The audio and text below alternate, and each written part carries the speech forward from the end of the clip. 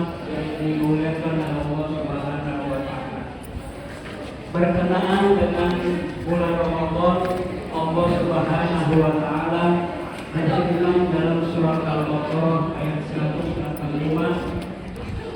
Allah berfirman, "A'udzu billahi minasyaitonir rajim. Bismillahirrahmanirrahim. Syahrul Ramadan alladzi unzila fihi al-Qur'an.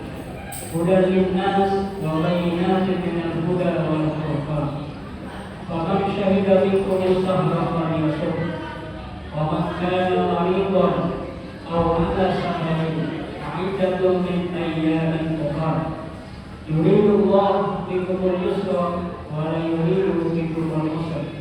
Wa litukmilul iddata wa litukabbirullaha 'ala ma hadakum wa la'allakum tashkurun." Kata Allah, syahrul Ramadan, bulan Ramadan itu adalah unzila fihi al-Qur'an. Allah Subhanahu wa Ta'ala menurunkan Al-Qur'an di bulan suci Ramadan. Jadi kata Allah, kalau di antara kita kaum muslim muslimah menemukan bulan suci Ramadan, hendaklah diwajibkan berpuasa. Pemanggilan maridah, kalau di antara kita sedang sakit atau jalan perjalanan di luar dengan catatan perjalanannya bukan karena maksiat, maka diwajibkan untuk mengganti puasa tersebut di hari-hari berikutnya. Karena apa?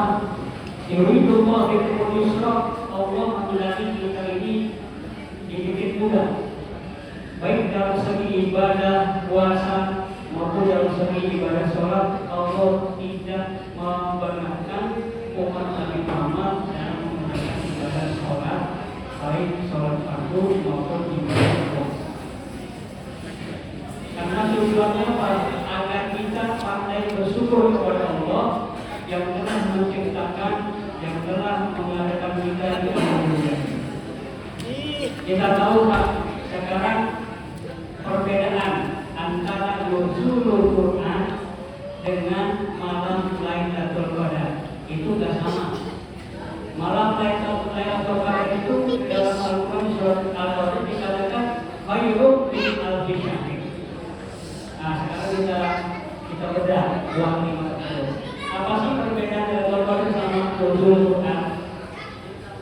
Malam Lailatul Qadar itu Allah Subhanahu wa Ta'ala menurunkan kitab suci Al-Quran min lauhil mahfuz ila dunia yang disebutnya Baitul Izza, langit pertama dunia. Jadi Al-Quran itu Allah turunkan sekaligus dari lauhil mahfuz ke Baitul Izza, itu sekaligus. Itu yang disebut nuzulul Quran, turunnya Al-Quran dari lauhul mahfuz ke langit pertama. Itu diturunkan sekaligus Pak, kita berujung. Itu yang disebut nuzulul Quran. Itu Lailatul Qadar sebenarnya.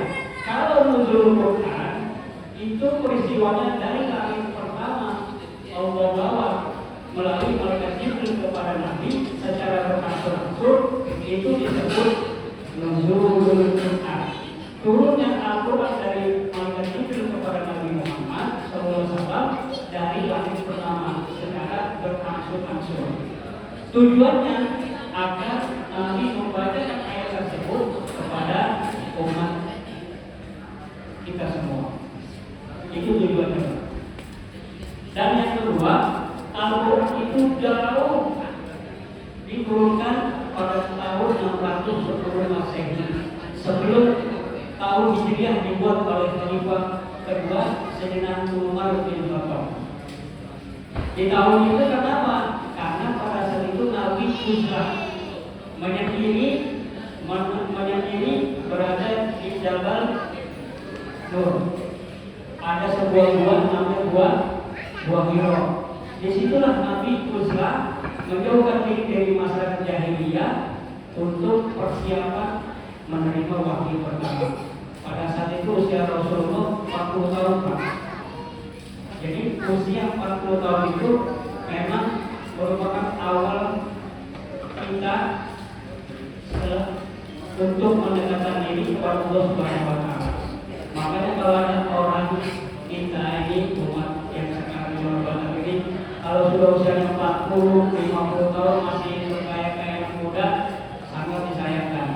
Karena usia 40 tahun itu sudah waktunya kita mendekatkan diri kepada Allah Subhanahu wa taala, apalagi di bulan Ramadan. Nah, Al-Quran ini kita sebut di dalam 30 juz itu ada surat Makkiyah, ada surat Madaniyah. Kenapa dikatakan demikian? Karena memang surat Al-Quran ini diturunkan di dua tempat. 13 tahun semasa Nabi di Mekah itu Al-Quran diturunkan di Mekah. Nah, makanya dinamakan surat Makkiyah, turunnya di kota Makkah. 10 tahunnya karena Nabi sudah hijrah, setelah ada 3 tahun Nabi berdakwah secara rahasia, banyak gencatan dan kaum Quraisy, tekanan, pembunuhan sahabat-sahabat yang masuk Islam. Nabi diperintahkan untuk hijrah ke kota Madinah. Selama 10 tahun ini Nabi berada di Madinah, itu Al-Quran yang diturunkan malaikat Jibril kepada Rasulullah dinamakan surat Madaniyah. Karena apa? Karena Al-Qurannya diturunkan di kota Madinah. Karena memang dua tahap Allah turunkan Al-Quran terhadap Nabi, 13 tahun di kota Makkah, 10 tahun di kota Madinah. Kurang lebih 23 tahun Nabi menerima wahyu berdasarkan kejadian ataupun perkataan hujatan dari kafir Quraisy. Itulah Al-Quran diturunkan. Makanya kita patut bersyukur, Pak, punya pedoman hidup yang namanya Al-Quran dari zaman Rasulullah sampai sekarang tidak pernah hapus. Makanya dengan pedoman ini jangan sampai kita lepas ini pedoman. Karena biar bagaimanapun juga ini warisan yang diturunkan oleh Allah kepada Rasulullah, kemudian diwariskan kepada kita selaku umatnya. Nah, Al-Quran ini jangan sampai mentang-mentang di handphone ini ada aplikasi Al-Quran, jadi Pak, boleh pakai Al-Quran yang berada di aplikasi handphone, tapi kalau dalam keadaan darurat. Tapi kalau kita ada di rumah, di masjid, di mushola, lebih afdal pakai Al-Quranul Karim yang memang ada di banyak beberapa tempat di masjid maupun di mushola. Kalau ini sifatnya darurat, Pak, mungkin kalau kayak kita nih, teman-teman kita yang ada yang bekerja dan sebagainya, pekerja di luar, mungkin nggak jadi masalah dengan setiap aplikasi Al-Quranul Karim di handphone karena darurat. Mungkin kalau kita wudhu, iseng-iseng daripada men-scroll yang lain-lain, kita coba Al-Quran, nggak apa-apa pakai ini. Tapi kalau memang kita ada di sebuah masjid, berada di sebuah mushola, lebih afdolnya kita baca Al-Quranul Karim. Para sahabat saya sekalian yang dimuliakan Allah Subhanahu wa taala, sekali lagi saya tekankan, mumpung kita masih berada di bulan suci Ramadan, pergunakan sebaik-baiknya, ayo perbanyak kita baca Al-Quran yang telah Nabi wariskan kepada kita agar kita senantiasa rajin membaca. Karena memang Nabi Muhammad ini sangat mementingkan umatnya dibandingkan dengan keluarganya sendiri. Apa salah satunya? Tentang sholat. Umati as-sholat, umati as-sholat, begitu seterusnya. Karena betapa pentingnya ibadah sholat lima waktu yang telah Allah wajibkan kepada kita sebagai umat Nabi.